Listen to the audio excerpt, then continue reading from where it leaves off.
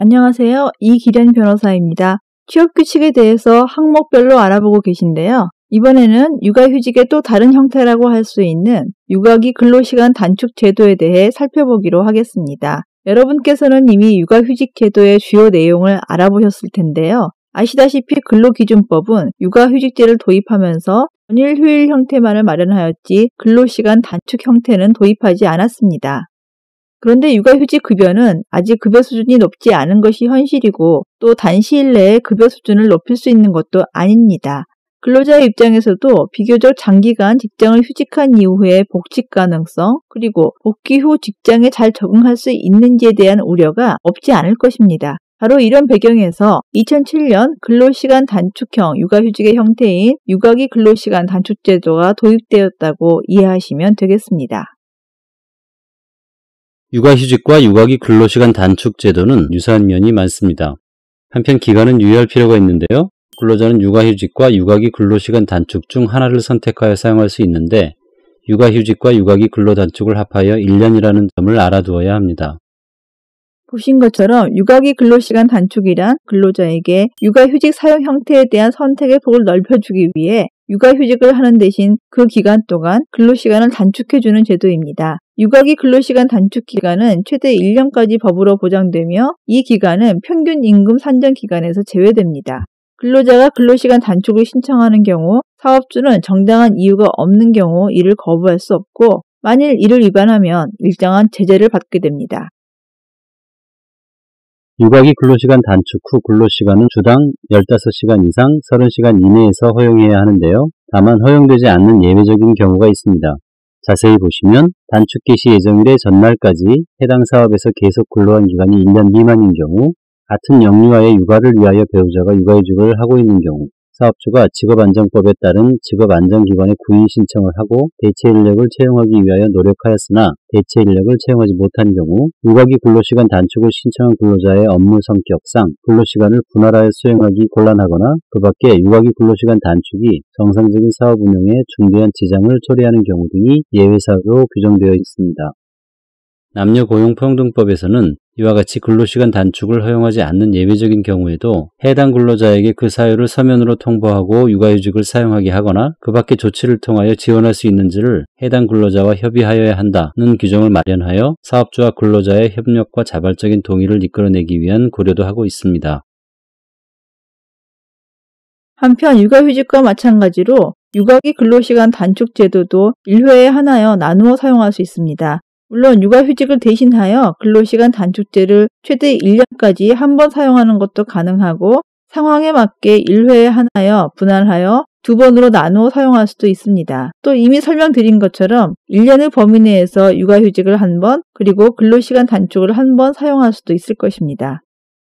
자, 다음으로 근로조건에 대해서인데요. 근로시간 단축을 하기로 하는 근로자의 구체적인 근로조건은 사업주와 서면으로 정하여야 합니다. 이때 사업주로서는 근로시간 단축을 하고 있는 근로자에 대하여 근로시간에 비례하여 적용하는 경우 외에는 육아기 근로시간 단축을 이유로 그 근로조건을 불리하게 하여서는 안 된다는 점 유의해야 할 것입니다. 또 사업주는 육아기 근로시간 단축을 하고 있는 근로자에게 단축된 근로시간 외에 연장 근로를 요구할 수 없지만 근로자가 명시적으로 청구하는 경우에는 주당 12시간 이내에서 연장 근로를 시킬 수 있습니다. 한편 단축기간 제도를 사용하고 있는 근로자에 대해 평균 임금을 산정하는 경우에는 그 근로자의 단축기간을 평균 임금 산정 기간에서 제외하게 됩니다.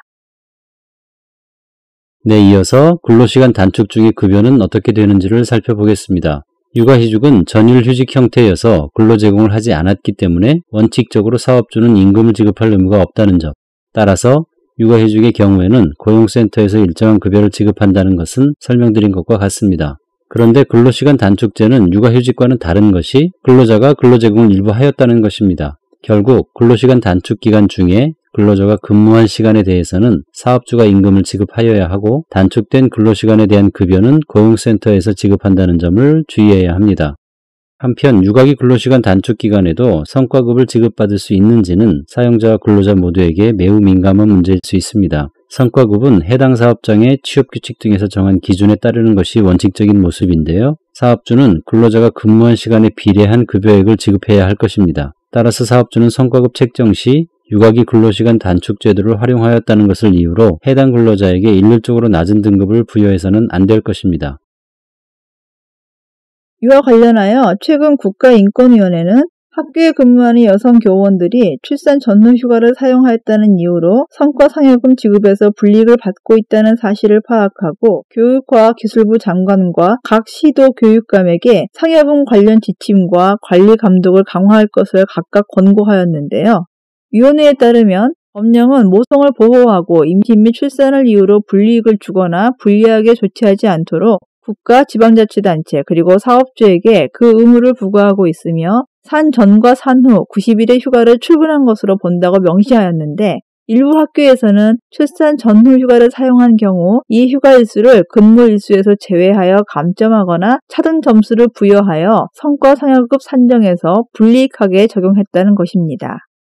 이 사안은 출산 전후 휴가를 사용한 교원들의 사례이긴 하지만 기본적인 법리는 근로시간 단축의 경우에도 동일하게 적용된다고 할 것입니다. 따라서 근로시간 단축제를 사용하였다는 것을 이유로 합리적인 이유 없이 해당 근로자의 성과급 산정 시 감점 내지 차등 점수를 부여한다면 동일한 판단을 받을 가능성이 높다고 하겠습니다.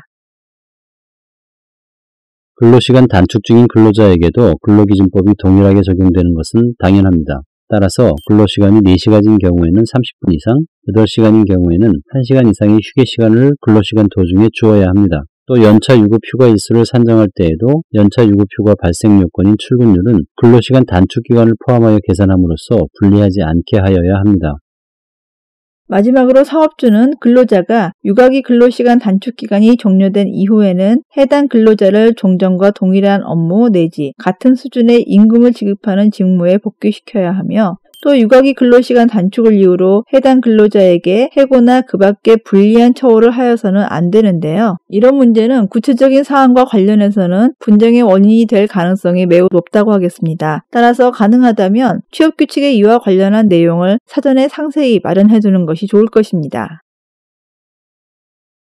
네, 이상과 같이 모성보호와 가정 양립지원제도의 핵심적인 내용 중 하나인 육아기 근로시간 단축제도의 주요 내용을 살펴보았습니다. 국가 재정상의 한계로 인하여 급여 수준이 아직은 만족스럽지 못하다는 측면을 제외한다면 제도의 기본적인 내용은 어느 정도 갖춰졌다고 할 수 있겠는데요. 문제는 운영으로 귀결될 것입니다. 실제로 근로자들이 마음 놓고 제도를 활용할 수 있는 여건과 분위기를 만드는 것에 초점을 맞출 필요가 있다고 하겠습니다.